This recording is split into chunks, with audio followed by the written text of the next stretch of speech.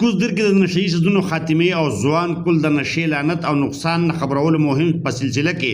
ګورنمنټ هایر سیکنډري سکول چکدره کې د یو سیمینار تابع شوی وه. د ضلعي انتظامیې NCHD تحصیل میونسپل ایډمنسټریشن ادینځي لخوا تابع شوي دې سیمینار کې د مشرانو میلمنو سره منشیات په حواله ماهر نفسیات پروفیسر ډاکټر عمران رفیق خټک سکول پرنسپل استادانو هلکانو په ګڼ شمېر کې شرکت کړی. سیمینار ته د وینا په وخت ایډیشنل اسسټنټ کمشنر ادینځي سید سردار باچا ډاکټر عمران رفیق خټک ادینځي تحصیل چیئرمین پیروشا خان ګورنمنٹ هایر سیکنډري سکول پرنسپل مصلح الدین NCHD کوزدر اسسټنټ ډایریکټر اسد خان ندیم خان سکول طالب علمانو صہیب احمد او نورو نشهیي څیزونه سدي ډرګ استعمال عادي نشهیي سي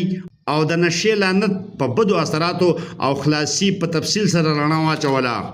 وینا کوونکو وویل چې نشه یو لعنت او انسانیت دپاره زهر قاتل دی کوم چې صرف یو کس نه خاندانونه متاثر او معاشرې د بګاړ سبب سره غلاګانو شر فساد کورونو دوراني ذریعه جوړیږي. دی په طالب علمانو زور ورکو چې د نشهیي څیزونو د استعمال خوا دوايانې ولې نه ډډه وکړي. د دې وینا وه کوم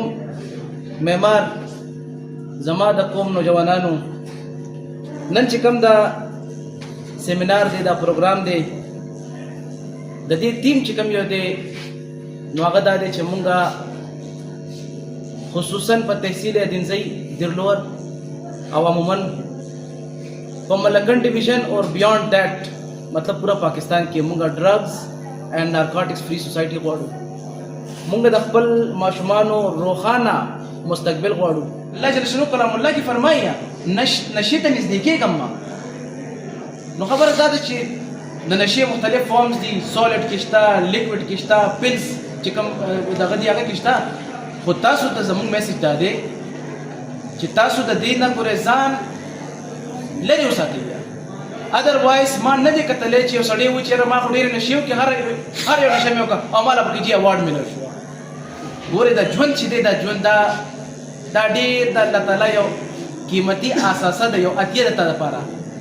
لہذا د دې ژوند به ګورې نه تپوس کېږي. امید دی انشاءالله چې تاسو به زموږ سره د ډرګس فری سوسایټي چې کوم یو دی چې کوم دا انیشیټیو مو وایسته په دې کې به انشاءالله بل چل کر حصہ اخلي او د ډرګس به انشاءالله د دې نږدې هم نه وځي. کم یو سبسټنس کم یو چیز چې هغه ستا په موډ باندې ستا په برین باندې ستا په فزیک باندې ستا په بیهیویر باندې اثر انداز شي امپیکټ راولي دې ته ډرګز وایي. سو ډرګ یوز چې کوم دی یو چیز دی او ډرګز ایبیوز بل چیز دی. ٹھیک شو چې کوم په کاونټر باندې کوم ډاکټر ته ریکمنډ کوي کوم میډیسن کوم شیان دې ته هم ډرګز وایي خو دا ډرګز یوز وي رائټ د دې استعمال وي دا یو خاص سپیسیفیک چیز لپاره تا ته کېدی چاته ټیک کې او ډرګز ایبیوز شي کدغه سیم چیز چې کوم تا ته ډاکټر لیکل دی د ګردې لپاره د سر درد لپاره د معدې لپاره استا د مایند ټینشن کمولو لپاره مختلف چیزونو لپاره درکړي کدغه سیم چیز ته د ډاکټر د مشورې نه بغیر استعمالول سٹارټ کې او مور دین یوز استعمال کې لکه ډاکټر ته وایي 3 ټایم یوز کوا 2 ټایم یوز کوا او دا د 15 ټایم استعمالول شروع کې لس ټایم استعمالول شروع کې ځکه ته د خوندر کې نو دغه سیم د برکتی چیز د لپاره هم څه جوړ شي طالب عذاب جوړ شي د ډرګ ایبیوز وایي دین اخکه جوړ شي څنګه چې چرس وي څنګه چې تاسو وتا هیروین وایي څنګه تاسو آیس وایي دغه ټول چیزونه نه همدغه سیم میډیسن بدل شي د څه دای کې بدل شي. سو کتا سو 21 سال پورې ځان کنټرول کې وساتلو بچوي نو دیر از اونلی 3% چانسز دي صرف 3% چانسز دي چې تاسو به پکیا چې څومره ژوند دی کاتیا کلو ژوند مشو کا هغه 100 سال ته ژوند درکړو نو 3% چانس دی چې تاسو ان ډرګ سٹارټ کولای شئ. اټس ویری ګډ نیوز چې چا سٹارټ نه دی نو تاسو لپاره لږ ټایم دی لږ 15 کاله پاتې دی شپږ کاله پاتې که تاسو دا ځان کنټرول کو نو ریسرچ دا وایي